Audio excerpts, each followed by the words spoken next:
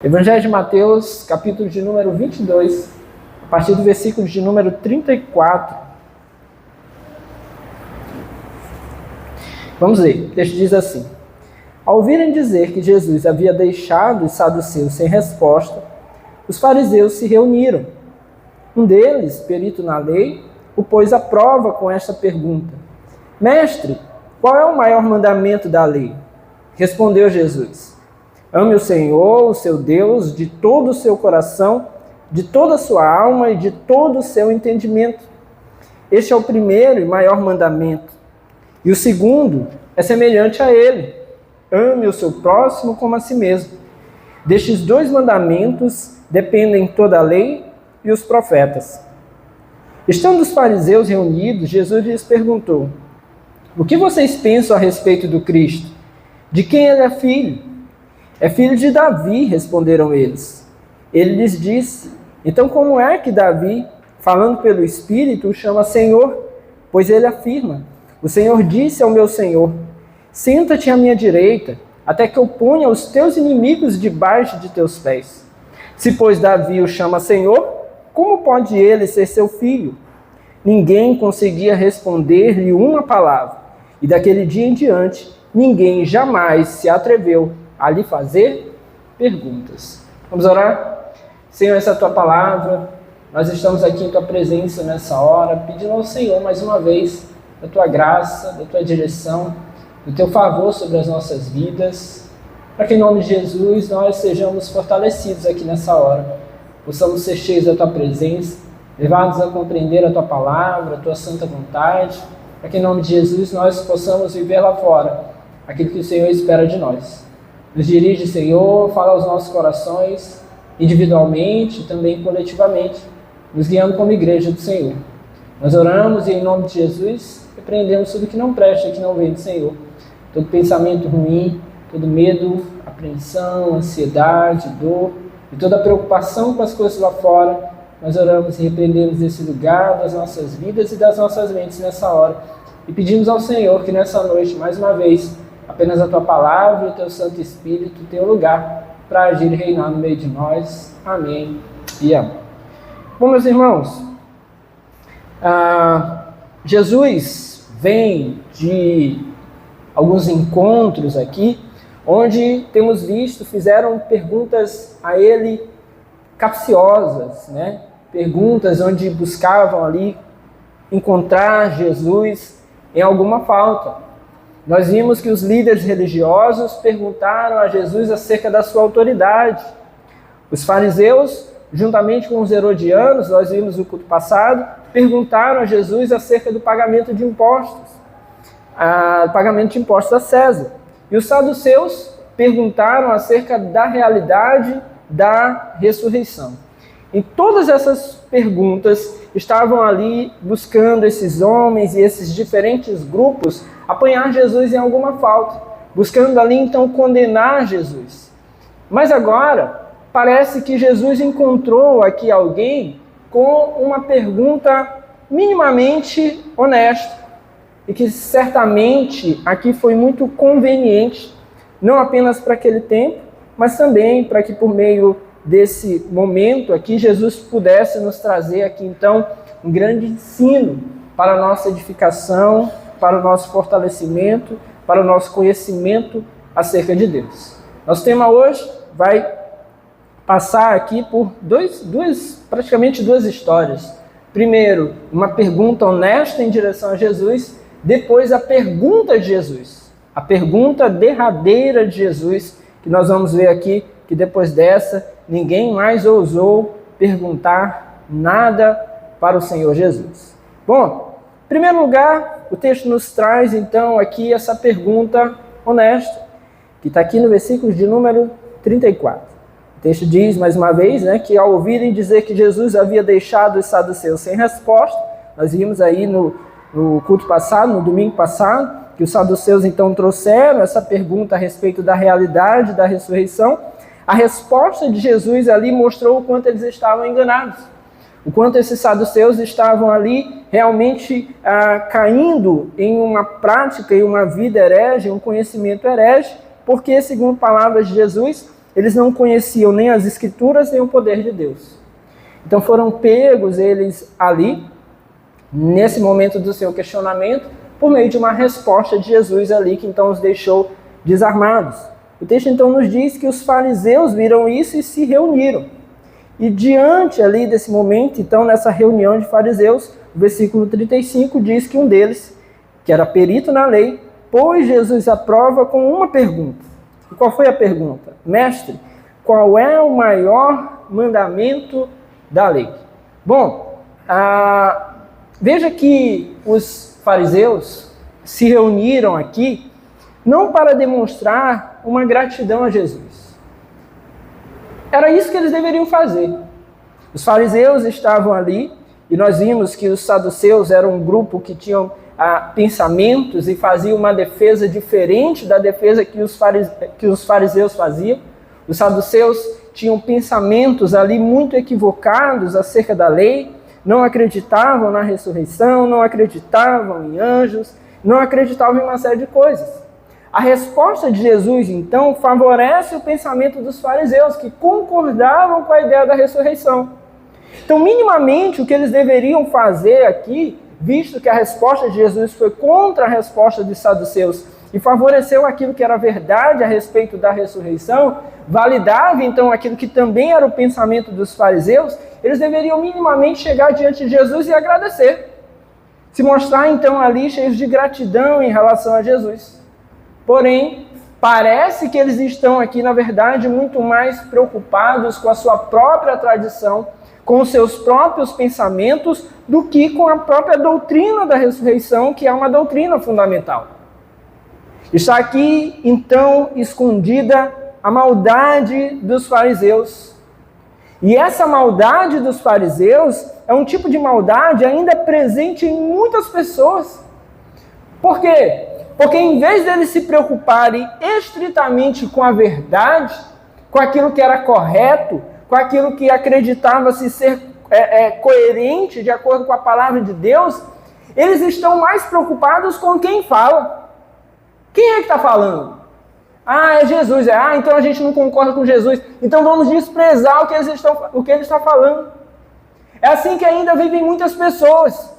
Dependendo de quem fala, se aplaude. Dependendo de quem fala, se vai. Não buscam sondar aquilo que é verdade. Não buscam sondar aquilo que é correto. Um exemplo muito claro que a gente tem, especialmente no meio do nosso tempo, tem sido o pensamento político. Esse aqui é de direita e eu sou de esquerda. Ainda que ele defenda algo que é correto, mas eu não quero saber o que ele está falando. Eu não ligo para o que ele está falando, ele é de direita. Então ele é isso, ele é aquilo, eu não gosto dele, eu não gosto de quem ele vota, nada do que ele pensa é correto. Aí vai o outro e diz assim, eu sou de direita. E aquele esquerdista pensou. E se ele pensou, se ele falou qualquer coisa, eu não concordo com nada que ele disse. Eu não concordo que ele vota, eu não concordo com o que ele pensa, eu não concordo com o que ele gosta. A comida que ele come eu não gosto. Por quê? Porque para muitas pessoas tem importado mais quem fala do que sobre o que se fala. Isso é um pensamento farisaico. É um pensamento egoísta. Que em vez de buscar realmente as verdades, aquilo que é correto, que é coerente de acordo com a palavra de Deus, não, está se pensando em quem diz. Quem falou? Foi fulano de tal. Eu concordo. Bate palma. Você já viu na internet?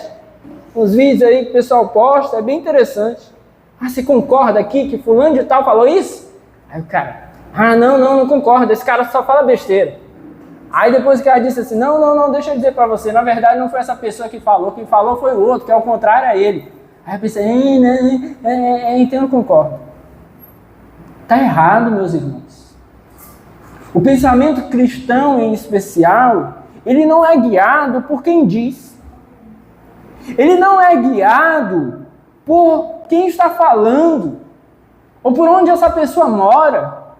Não, o pensamento cristão é guiado pela palavra de Deus. Está saindo um filme aí, não sei se você já viu na internet, que vai falar a respeito de um teólogo que foi influente na época do nazismo, se colocou contra Hitler. Bonhoeffer. Já ouviu falar? Está saindo esse filme aí, tem muitos canais aí cristãos divulgando, né? Vai sair nos cinemas e tem muita gente ajudando a divulgar. Por quê? Porque Bonhoeffer se colocou naquele tempo como um cristão que defendia o cristianismo prático, defendia o cristianismo que ajudava as pessoas e foi um dos poucos que na época se colocou contra Hitler e contra o nazismo. Porque, pasme você, muitos pastores na época apoiaram o nazismo. Mas, meus irmãos, a gente diz assim, não, então esse cara deve ser top. Tudo que ele falar deve ser top.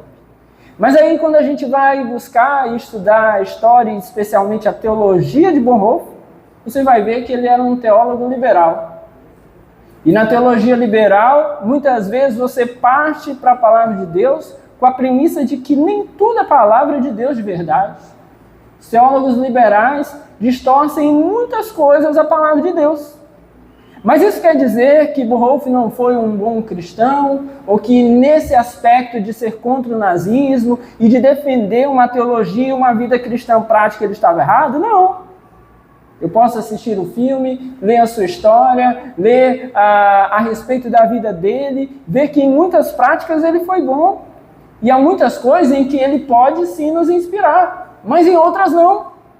O que pauta, então, meus irmãos, a nossa vida é a palavra de Deus, e por isso nós precisamos conhecê-lo. Não é por quem diz. E esses fariseus, então, aqui, em vez de apoiar Jesus, não, eles estão contrários. Ainda que as falas de Jesus, nesse aspecto aqui da ressurreição, os ajudassem. E isso, então, de encontro com aquilo que realmente eles concordavam e que, de fato, era a verdade da palavra de Deus, não à toa foi confirmado por Jesus. Nós precisamos tomar cuidado com esse pensamento farisaico. O apóstolo Paulo também pensou diferente a respeito dessa coisa, dessas questões. Veja aí, Filipenses, capítulo de número 1.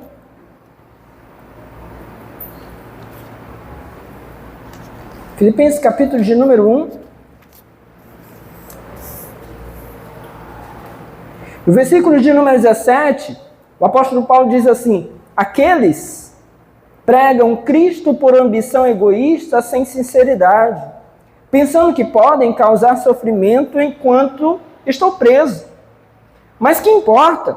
O importante é que, de alguma forma, seja por motivos falsos ou verdadeiros, Cristo está sendo pregado e por isso me alegro. Sabe o que aconteceu? O apóstolo Paulo estava preso. E tinha um grupo que era contrário ao apóstolo Paulo e disse assim, olha, já que Paulo está preso, vamos pregar o evangelho. Vamos pregar o evangelho, que esse Paulo se acha demais, e agora é a nossa vez, a gente que tem que pregar. Vamos falar de Jesus por aí, porque Paulo estava se achando, está abrindo igreja em todo que é lugar, então vamos pregar o evangelho. Paulo vai se sentir mal lá dentro da cadeia. Sabe o que Paulo falou? Eles estão achando que eu estou me sentindo mal, porque eles estão pregando o evangelho, só porque é outro grupo, só porque é outra igreja, só porque são outros irmãos. Paulo disse, não importa não. Importa que o evangelho seja pregado. Importa que, palavras de Paulo aqui, né? Por motivos falsos ou verdadeiros. Ou seja, em outras palavras, se eles estão fazendo isso só porque estão achando que vão me atingir, meus irmãos, importa que eles estejam pregando. Ainda que estejam equivocados em algum ponto, se pregar a verdade do evangelho, é isso que deve ser feito.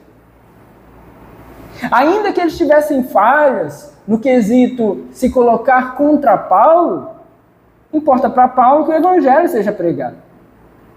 Nós precisamos ter esse cuidado. É a verdade da palavra de Deus que pauta a nossa vida, que nos dirige, e não quem diz, meramente quem fala. Não, meus irmãos. É claro que há pessoas que têm falhas tão notórias que já apontam ou sinalizam para nós que muitas vezes a sua teologia vai ser falsa, que a sua pregação vai ser escândalo, vai ser equivocada, que a sua pregação muitas vezes vai vir cheia de heresias. É claro, precisamos ficar atentos, mas aquilo que é verdade vai ser verdade independente da boca de quem sai. Por isso que pauta as nossas vidas, digo mais uma vez, é a palavra de Deus. Busque conhecer a palavra de Deus, porque você conhecendo a palavra de Deus, quer seja um pastor no sul ou no norte, dessa ou daquela denominação, você vai saber quando a verdade do evangelho estará sendo pregada. E isso é o que é mais importante para nós. Amém, meus irmãos? Bom, esse é o primeiro ensino para nós aqui. Mas o texto segue. Bom, aqui o texto nos diz que um daqueles fariseus, que era um homem perito na lei, foi ele então que colocou a pergunta para Jesus. Os peritos da lei, no meio dos fariseus, eles não apenas eram estudantes, mas muitas vezes eles também ensinavam a lei, tal qual os escribas faziam. Os principais mestres, os principais professores em relação à lei eram os escribas. Mas os fariseus, que eram peritos na lei, muitas vezes eles também ensinavam a palavra de Deus, eles estavam habilitados a isso. Segundo o relato de Marcos, sobre esse mesmo momento aqui, Marcos traz o relato que Jesus teria falado a esse homem, Marcos 12:34, não estás longe do reino de Deus. Ou seja, o relato de Marcos nos ajuda aqui então a complementar a nossa ideia e nos fazer entender então que essa pergunta desse homem não é uma pergunta capciosa como aquelas que nós temos visto nos capítulos anteriores. Parece muito mais aqui, segundo o relato de Marcos, que esse homem faz uma pergunta honesta. Provavelmente por ser ele um perito na lei, alguém que ensinava também. Provavelmente, então, esse homem está muito mais preocupado em saber o posicionamento de Jesus, o seu julgamento acerca dessa questão, do que necessariamente apenas colocar ou pegar Jesus ali em alguma falta. É por isso que aqui, então, a expressão "pois a prova", ela deve ser por nós muito mais entendida aqui como uma preocupação desse homem em compreender verdadeiramente o que Jesus queria falar, ou que ele compreendia acerca então dessa questão. A pergunta é, mais uma vez, mestre, qual é o maior mandamento da lei? Esse era um questionamento muito presente ali no meio dos estudiosos e no meio daqueles que ensinavam também. Era muito discutido entre os críticos da lei. Afinal de contas, alguns então entendiam que o grande mandamento da lei era justamente o mandamento da circuncisão. Outros achavam então que o principal mandamento da lei era a lei do sábado. Outros já acreditavam que a lei principal era a lei dos sacrifícios. Mas Jesus não fugiu dessa questão. Mas a resposta de Jesus para eles foi provavelmente um tanto surpreendente. Talvez aqueles que estivessem ali ao redor, que tivessem realmente ainda a intenção de pegar Jesus em alguma falta, e com certeza não faltaram homens ali ao redor de Jesus com essa intenção, pensaram assim: bom, se Jesus falar que o principal mandamento é a circuncisão, ele terá problemas com aqueles que entendem que o principal mandamento é a guarda do sábado. Ou se ele falar que o principal mandamento é a guarda do sábado, ele terá problemas então com aqueles que pensam que o principal mandamento ou a principal lei do Senhor são as leis a respeito dos sacrifícios, ou as leis cerimoniais. Então certamente aqueles homens ficaram naquela expectativa. A resposta de Jesus para nós traz então grandes ensinamentos. Quais são então os grandes mandamentos apontados por Jesus? Jesus não apontou apenas um, mas ele apontou 2 grandes mandamentos. Veja o versículo 37. Respondeu Jesus: ame o Senhor, o seu Deus, de todo o seu coração, e de toda a sua alma, e de todo o seu entendimento. Este é o primeiro e maior mandamento. E o segundo é semelhante a ele: ame o seu próximo como a si mesmo. Segundo Jesus, não são as leis judaicas, não são as leis cerimoniais, não são qualquer preceito moral, mas o amor a Deus e ao nosso próximo é que são os grandes mandamentos da lei do Senhor. Esses são a origem e o fundamento de todos os demais mandamentos. Vamos ver o que Jesus nos ensina aqui. Primeiro, Jesus nos ensina que toda a lei se cumpre em uma palavra. E essa palavra é o amor. Paulo falou sobre isso, lá em Romanos 13, no versículo 10, ele disse: portanto, o amor é o cumprimento da lei. Quando se cumpre o amor, quando se vive o amor, todo o jugo restante da lei de Deus é mais fácil de suportar. Nós temos visto, Jesus falou sobre isso, no Sermão da Montanha isso ficou muito claro. A lei é pesada, a lei é difícil, não havia um homem sequer que pudesse cumprir completamente a lei sem nenhum erro. Não tinha como. Mas quando se segue então, meus irmãos, o preceito do amor, se olha para a lei de uma maneira diferente. Quando se vive em amor, quando se ama a Deus e quando se ama o próximo, toda a lei passa a ser levada, vista, vivida de uma maneira diferente. A nossa percepção muda. Toda entrega, todo sacrifício, toda dedicação que vem de acordo com os preceitos da lei passa a ser então um gesto de amor. Por exemplo, as leis sanitárias, onde os homens precisavam se lavar por isso, onde as mulheres precisavam ficar reclusas por um tempo por aquilo. Nós vemos isso diversas vezes. Tudo isso estava embasado certamente no amor ao próximo, no cuidado com doenças, por exemplo, que os homens daquele tempo não conheciam, possíveis infecções, situações que poderiam ser desgastantes para um ou para outro. Amor, preocupação com o outro, preocupação em que o outro fique bem também. E havia então a necessidade de que homens pudessem se sacrificar por um período em prol dos outros. Amor. As leis que ensinavam sacrifícios, dedicação, entrega, cultos a Deus, cerimônias, tempos de adoração, tudo isso refletia então o amor desse povo a Deus. Estavam ali, presentes dentro da lei. Então Jesus nos mostrou que toda a lei se cumpre nessa palavra, e a palavra é amor. Jesus nos mostrou também que o amor a Deus é então o primeiro e maior mandamento de todos. Está aí no versículo de número 37 que nós lemos. O amor resume então aqui para nós, por meio desse primeiro mandamento, todos os mandamentos presentes na primeira tábua lá dos 10 mandamentos, você lembra?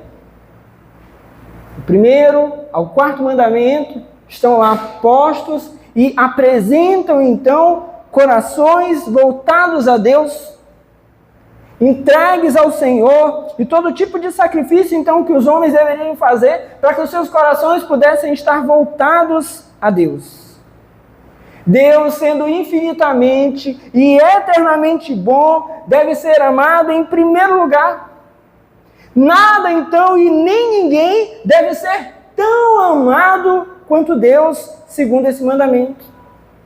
O amor, meus irmãos, passa a ser então a primeira coisa e a grande coisa que Deus requer de nós. Por isso, então, ele deve ser a primeira coisa e a grande coisa que nós devemos dedicar ao Senhor. É o que o Senhor quer, é o que mais ele quer de nós, é que nós o amemos. Então, o que mais nós precisamos entregar para ele é amor. Não é serviço, não é sacrifício, não é nada disso, meus irmãos, nada que humanamente nós possamos fazer. O Senhor requer de nós, antes de tudo, e melhor do que tudo, que nós o amemos. O texto nos mostra, então, como devemos amar a Deus. Primeiro nos mostra que devemos amar a Deus como o nosso Deus. Jesus respondeu: ame o Senhor, o seu Deus. Ele é o nosso Deus, o nosso Criador, o nosso dono, o nosso governante. Ele é o nosso Deus. Nós devemos a Ele obediência, devemos a Ele dependência. Esse é o nosso Deus. Precisamos nos relacionar com Deus com essa consciência. É o nosso Deus, Senhor das nossas vidas, Senhor sobre nós. É o nosso Deus. E não é um Deus qualquer, Não é alguém que está aí aleatoriamente. Não é um Deus de segundo momento, de segundo plano, é o nosso Deus, amém? Assim ele deve ser tratado. Ele é o nosso Deus. Ame o Senhor, o seu Deus. Também o texto nos ensina que devemos amá-lo de todo o nosso coração, de toda a nossa alma e de todo o nosso entendimento. Ou seja, esse amor deve ser sincero. Deve ser um amor sincero. Deve ser um amor forte. No grau mais intenso que se possa amar alguém, assim deve ser o nosso amor a Deus. Nós devemos amá-lo mais do que a qualquer outra pessoa. O que é a idolatria? A idolatria nada mais é do que quando nós colocamos qualquer coisa, qualquer pessoa, qualquer questão da nossa vida no lugar, acima do lugar onde Deus deveria estar, que é o lugar do maior amor que nós podemos entregar. Quando eu amo mais o time de futebol, quando eu amo mais uma profissão, quando eu amo mais o dinheiro, quando eu amo mais alguém, a minha esposa, os meus filhos, os meus pais, os meus netos, quando eu amo mais qualquer coisa do que Deus, isso é idolatria. Deus deve ser, então, o primeiro lugar. Ele deve ser aquele a quem nós amamos com maior intensidade, com todo o fervor, todo o nosso amor, então é pouco, meus irmãos. Quando nós pensamos, então, o que deveríamos oferecer a Ele, nós precisamos entender, tudo é pouco. Tudo é pouco. Qual a maior oferta que eu ou você podemos dar a Ele hoje? Pense aí. É pouco. É pouco. Qual é a sua maior habilidade para você entregar a Deus hoje? É pouco. Quanto de tempo você pode dar a Ele essa semana? Você pode dar tudo? É pouco. É pouco. O apóstolo Paulo falou sobre isso também lá em Filipenses. Volta lá. Um texto aqui muito interessante. Filipenses capítulo de número 3. O apóstolo Paulo é reconhecidamente o grande nome depois de Jesus no Novo Testamento. Reconhecido por toda a sua entrega, por todo o seu fervor. Depois da sua conversão, ele entrega tudo a Deus, tudo ao seu Senhor. Mas veja lá então que capítulo 3, versículo 4 em diante, ele diz assim: embora eu mesmo tivesse razões para ter tal confiança, e diz, se alguém pensa que tem razões para confiar na carne, eu ainda mais. E ele vai falar aqui das suas qualidades, né? Circuncidado no 8º dia de vida, pertencente ao povo de Israel, à tribo de Benjamim, verdadeiro hebreu, quanto à lei fariseu, quanto ao zelo perseguidor da igreja, quanto à justiça que há na lei, irrepreensível. Paulo era um homem irrepreensível segundo a lei, não apenas reconhecido por ele, mas pelas pessoas ao seu redor. A sua conversão foi um grande espanto para todas as pessoas que o conheciam. Mas veja o versículo 7, Paulo diz, mas o que para mim era lucro, passei a considerar como perda por causa de Cristo. Mais do que isso, considero tudo como perda, comparado com a suprema grandeza do conhecimento de Cristo Jesus, o meu Senhor, por quem perdi todas as coisas.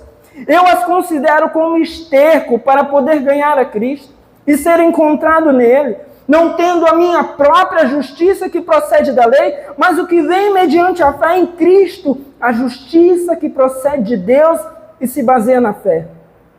E ele diz, quero conhecer Cristo, o poder da sua ressurreição e a participação em seus sofrimentos, tornando-me como ele em sua morte, para de alguma forma alcançar a ressurreição dentre os mortos.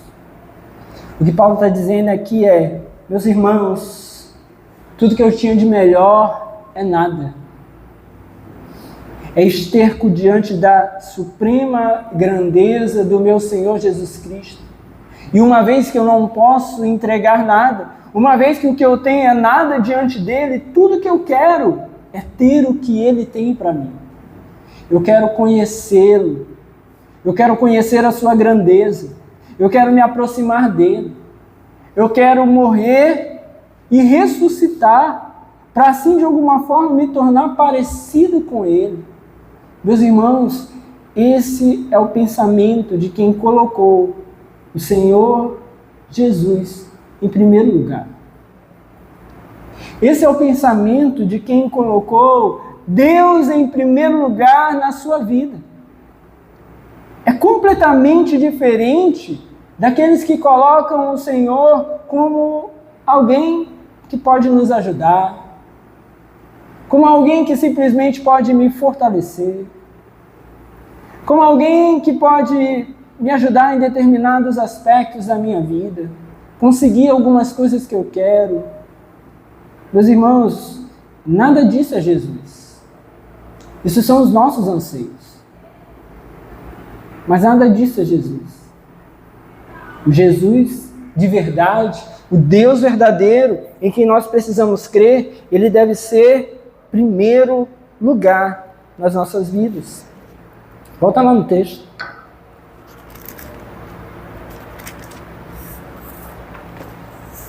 Esse texto também nos ensina que amar o nosso próximo como a nós mesmos é o segundo grande mandamento. Está no versículo 39. E o segundo é semelhante a ele: ame o seu próximo como a si mesmo. Esse mandamento agora, então, inclui os preceitos da segunda tábua, o 5º ao 10º mandamento. Ele é, segundo o próprio Jesus, semelhante ao primeiro. Por quê? Porque nasce do primeiro. Ele vem do amor a Deus. O amor ao próximo, ele deve nascer do amor a Deus. Esse amor, então, é um amor correto ao nosso irmão, a quem nós vemos. Veja então que ele deve ser a expressão do amor a Deus, porque se amamos a quem vemos, fazemos isso como quem expressa o amor ao Deus que nós não vemos. Nós não vemos a Deus, mas o amamos. Então nós expressamos esse amor aos nossos irmãos, a quem nós vemos. Esse texto nos ensina que nós devemos amar a nós mesmos. Está implícito aqui. Ame o seu próximo como a si mesmo. Você já deve ter visto algumas pessoas falando isso, né? Olha, está lá na Bíblia, a gente tem que se amar primeiro. Mas é claro, meus irmãos, que esse amor a si mesmo, ele não é um amor próprio pecaminoso. Não deve ser assim. Há o amor próprio pecaminoso. Há o amor próprio corrupto, egoísta. Esse deve ser descartado. O amor próprio, certamente, ao qual Jesus se refere aqui, é aquele que é benigno, natural, segundo os preceitos de Deus. É um amor que deve ser preservado e principalmente santificado. Nós precisamos santificar o nosso amor próprio para que não vire egoísmo, para que não vire presunção, para que não vire orgulho. Ah, me amo demais, me acho superior aos outros. Ah, me amo demais, tem ninguém que se compare a mim. Me amo demais, eu sou único, incomparável, irresistível, maravilhoso. Não tem quem se compare a mim. Aí pronto, você virou Deus. Não, meus irmãos, esse amor próprio que Jesus defende aqui é um amor próprio santificado. É o amor de quem zela por si mesmo, pelo seu corpo, pela sua alma. É aquele que se edifica, que cuida de si, para cuidar do outro. É esse amor próprio ao qual Jesus está se referindo. que presume-se aqui nesse texto que deve existir. Aí sim, de fato, se não amarmos a nós mesmos, não teremos como amar o outro.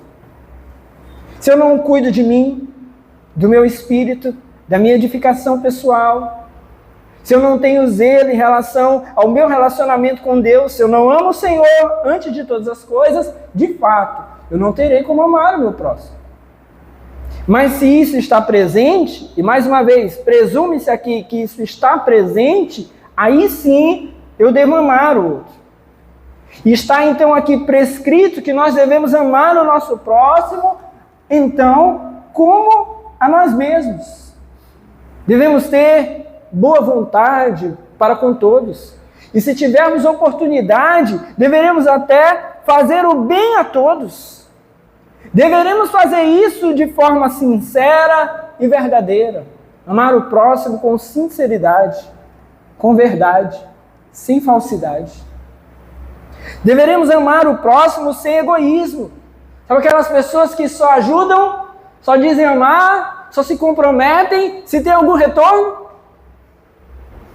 Só se dispõem se vão receber alguma coisa em troca. Se não tem algo em troca, não se dispõem, não amam. Mas se tem alguma coisa para receber, estão lá, todo serelepe, querendo ajudar, sorrindo. Isso é falsidade, não é amor. O amor ao próximo que Jesus defende aqui e nos ensina e nos prescreve é esse amor que se doa pelo outro, que muitas vezes vai fazer com que venhamos a renunciar a nós mesmos pelo bem do próximo. Assim, meus irmãos, o Senhor nos ensina. Esse é o segundo grande mandamento, segundo as palavras de Jesus, que diz ele, é tão importante quanto o outro, é semelhante ao outro, provém do outro.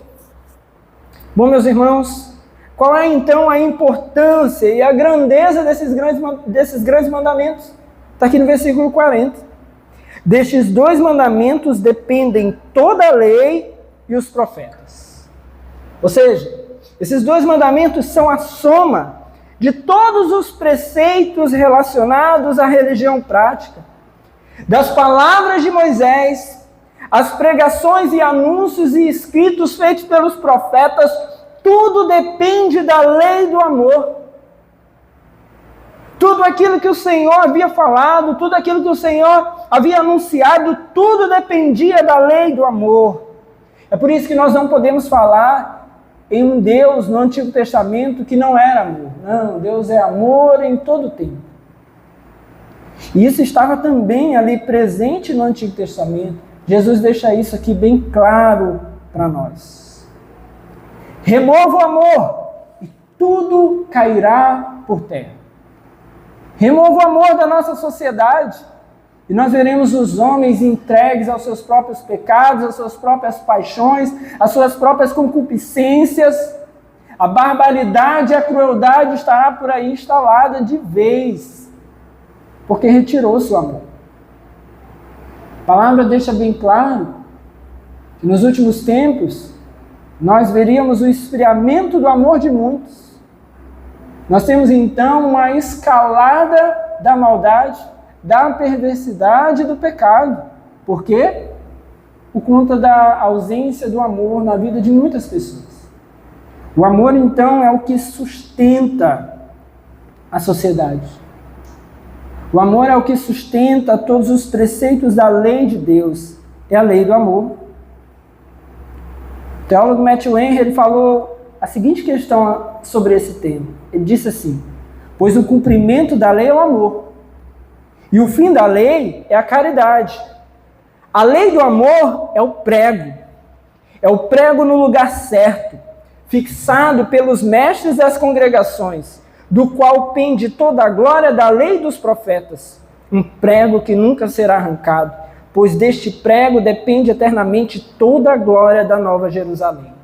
Ele diz, o amor nunca falha. A esses 2 grandes mandamentos, portanto, os nossos corações devem se render como a um molde. Os nossos corações, meus irmãos, devem ser moldados pelo amor. Porque o amor é o que está pregando, é o que está sustentando toda a verdade. Todo anúncio do Evangelho ele deve estar pautado no amor. Toda pregação, toda verdade de conversão, todo batismo, toda transformação deve estar pautada no amor. Tudo, meus irmãos, tudo. Nenhuma ação caridosa sem amor é verdadeira. Nenhum trabalho evangelístico sem amor é verdadeiro. Nenhuma exortação aos irmãos sem amor é verdadeira. Nenhuma pregação em um púlpito sem amor é verdadeira. Por isso, todo pregador, todo evangelista, todo cristão deve carregar em tudo o amor. Eu vou abraçar alguém, abrace com amor. Eu vou dar a paz a alguém, leve com amor. Eu vou repreender alguém. Jesus nos ensinou a repreender com amor. Vou evangelizar, evangelize com amor. Porque tudo depende, então, do amor. Depois nós vemos o texto continuando, a partir do versículo de número 41. E nós veremos aqui, então, justamente a pergunta derradeira de Jesus.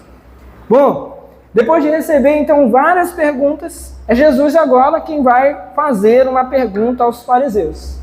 E Jesus aproveitou, então, a oportunidade em que os fariseus estavam ali reunidos.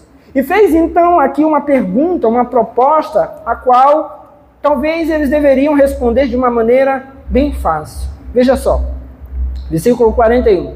Estando os fariseus reunidos, Jesus lhes perguntou: o que vocês pensam a respeito do Cristo?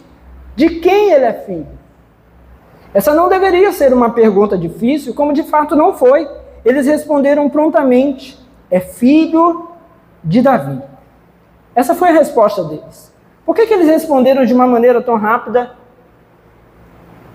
Por que eles responderam tão facilmente?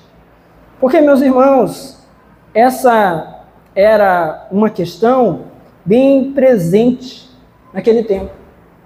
Até a expressão aqui era a expressão comumente utilizada para se referir ao Messias. Os judeus tinham essa consciência, que o Messias enviado de Deus viria da linhagem de Davi. Por isso a expressão filho de Davi. Você lembra dos cegos que gritaram a Jesus: Senhor, filho de Davi, tem misericórdia de nós. Por quê? Porque era essa a expectativa, que o filho de Davi viria, que alguém que viria da linhagem de Davi seria o Messias enviado de Deus. Então eles responderam facilmente: o Cristo, o Messias, ele deve ser o filho de Davi. Enquanto Jesus recebeu vários questionamentos sobre a lei, o seu questionamento agora aqui era uma pergunta sobre a promessa. É muito interessante isso. E é alguma coisa que passa aqui quase que despercebida nesse texto. Todas as outras perguntas eram perguntas sobre a lei. Jesus não perguntou sobre a lei. Jesus perguntou sobre a promessa que estaria por vir. Há muitas pessoas que estão tão apegadas na lei, nos preceitos, nos ensinos, em obedecer. E entenda bem, eu não estou dizendo que nós não devemos obedecer. Devemos. Porém, há pessoas que estão tão apegadas no obedecer, no fazer, no cumprir, que esquecem-se então do Cristo, do relacionamento, da intimidade, do derramar da graça sobre a sua vida. Pastor, o que o senhor quer dizer com isso? Que às vezes nós queremos, ou estamos achando, pensando, que o nosso muito fazer, a nossa muita obediência, a nossa muita correção é aquilo que nos dará um lugar com Deus. E esquecemos então da graça, que somos salvos pela graça do nosso Senhor, que é a graça do nosso Senhor Jesus derramada sobre nós, que faz com que sejamos redimidos. Nós não podemos esquecer isso. Façamos, venhamos a obedecer, mas nunca venhamos a esquecer da graça do nosso Senhor derramada sobre nós. Precisamos dele. O que Jesus está fazendo aqui é algo como quem diz: ei gente, volta os seus pensamentos para cá. Vocês me fizeram várias perguntas aí sobre a lei, sobre o cumprimento da lei, sobre se eu estava obedecendo à lei. Mas deixa eu fazer uma pergunta para vocês. Quem é o Cristo? Vocês sabem quem Ele é? Vocês sabem de onde Ele vem? Essa é uma pergunta que nós deveríamos nos fazer. Eu sei quem é o Cristo? Eu sei quem Ele é? O que eu acho do Cristo? Nós deveríamos nos perguntar.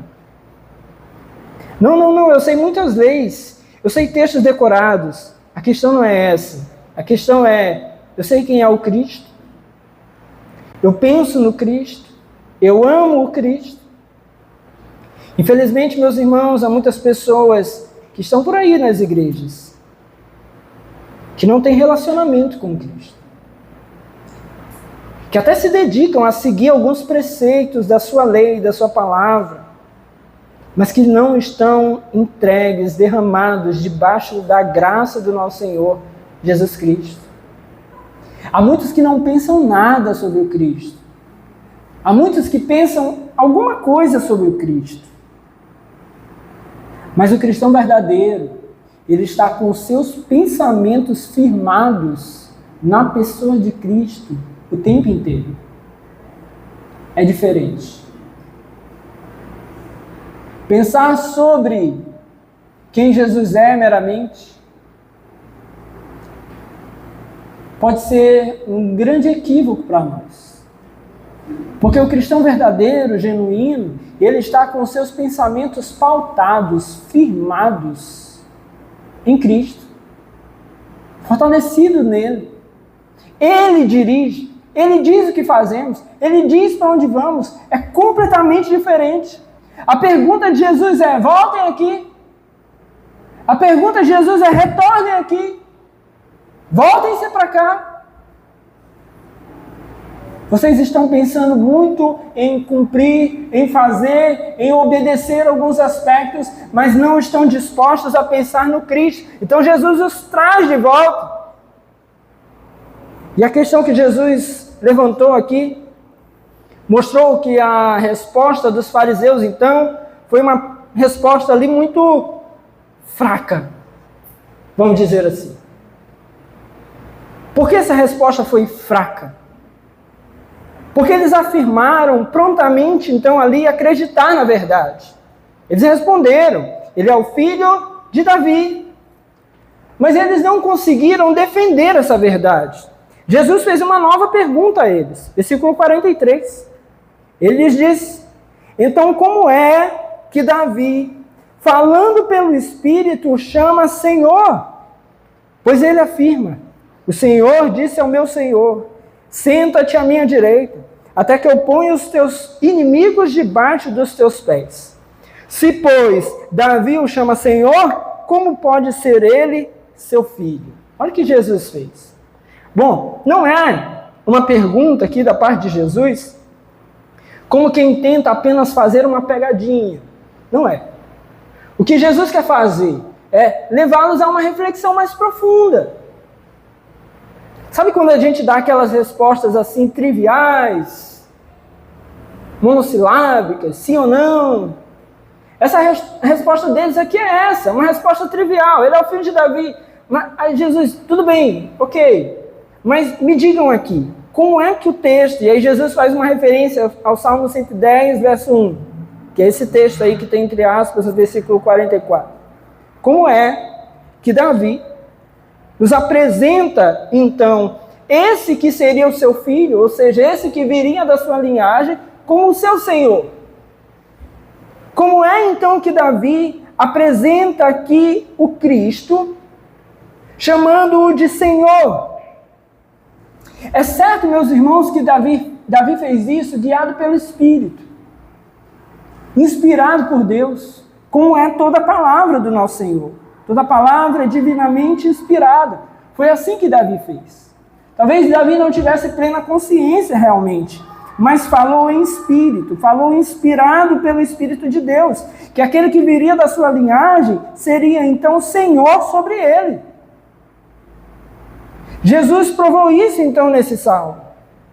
Esse era um texto que Jesus escolheu de uma maneira assim muito pontual. Por quê?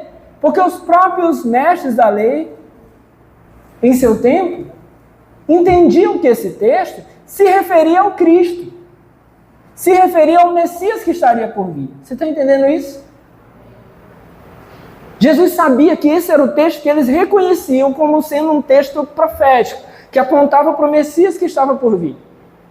Porém, Jesus leva a pergunta a eles: como é então que Davi, falando do Messias que está por vir, ou seja, do seu filho, alguém que viria da sua linhagem, que vocês estão esperando, como é que Davi diria então que esse que ainda vem é o seu Senhor? Não tem lógica. Vocês chamam seu filho de Senhor? Essa é uma pergunta até perigosa, né? A gente está vivendo um tempo bem complicado. Tem gente que está fazendo dos filhos reizinho, né? Mas o natural é, não. Ninguém chama o seu filho de Senhor. Aí em casa, quando a Alice está teimando, não quer responder adequadamente, a Neuza sempre fala: epa, aqui não. É sim papai e sim mamãe. É sim papai, sim mamãe. Quando ela está zangada, ela quer dizer não papai, não mamãe. Mas não deve ser assim. Os filhos, naturalmente, não são senhores. Mas Davi chamou um filho, alguém que viria da sua linhagem, de Senhor. Isso era confuso demais para aqueles homens. O que Davi fez, e agora Jesus coloca diante deles, para eles é confuso. Mas para nós é algo ao qual nós devemos nos apegar. O fato de que Jesus veio como Filho de Deus, mas é Senhor também, é algo que para os judeus foi difícil de entender, mas para nós deve então fazer parte do nosso coração e guiar então a nossa fé. A pergunta de Jesus trouxe então um grande sucesso, trouxe êxito ali. Por que nós podemos dizer isso? Primeiro, porque eles ficaram confusos e não conseguiram mais responder nada, se calaram. O texto nos diz, no versículo 46, ninguém conseguia responder-lhe uma palavra. Eles ficaram perdidos. Eles ficaram perdidos. Na verdade, meus irmãos, qualquer um que não confessar a Cristo como seu Senhor ficará perdido diante dessa verdade. Mas todos aqueles que creem, todos aqueles que forem salvos, serão pessoas que creem, confiam, acreditam e reconhecem essa verdade. Jesus é Senhor. Jesus é Senhor. O que aqueles rabinos ali não conseguiam responder, o cristão mais simples, levado pelo entendimento do Evangelho, certamente poderá explicar. Que Cristo, sendo Deus, era o Senhor de Davi, e Cristo, sendo homem, era filho de Davi. Jesus Cristo é homem e Deus. 100% homem e 100% Deus. E qualquer um na história da humanidade que negue essa verdade presente na palavra de Deus, cai em pecado. Comete heresia. Qualquer um. Há muitas religiões por aí. Há religiões que não reconhecem Jesus como Deus. Pessoas que reconhecem Jesus como homem apenas. Falham, erram, mentem. Há muitos que não querem reconhecer Jesus nem como Deus, nem como homem. Falham. Há outros que querem reconhecer Jesus como Deus, mas não querem reconhecer a sua humanidade. Falham também.